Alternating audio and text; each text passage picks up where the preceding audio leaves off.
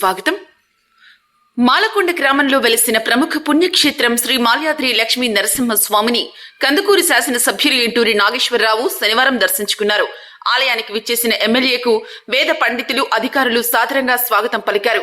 స్వామివారి దర్శనానంతరం వేద పండితులు తీర్థ ప్రసాదాలు పంపిణీ చేశారు. ఈ సందర్భంగా ఎమ్మెల్యే ఎంటూరి నాగేశ్వరరావు అధికారులతో మాట్లాడుతూ భక్తులకు ఎటువంటి అసౌకర్యం కలగకుండా దర్శనం ఏర్పాట్లు చేయాలని సూచించారు. నాణ్యమైన ప్రసాదాన్ని భక్తులందరికీ అందించాలని, అన్నదాన ప్రసాద కేంద్రంలో భక్తులకు ఎటువంటి ఇబ్బంది లేకుండా చూడాలని ఆదేశించారు. అంతేకాకుండా అక్కడ జరుగుతున్న పలు అభివృద్ధి పనులను ఎమ్మెల్యే పరిశీలించి అధికారులకు పలు సూచనలు, సలహాలు ఇచ్చారు.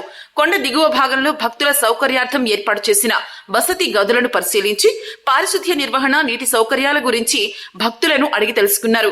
గోవుల కోసం ఏర్పాటు చేసిన గోశాలను కూడా ఎమ్మెల్యే తనిఖీ చేశారు.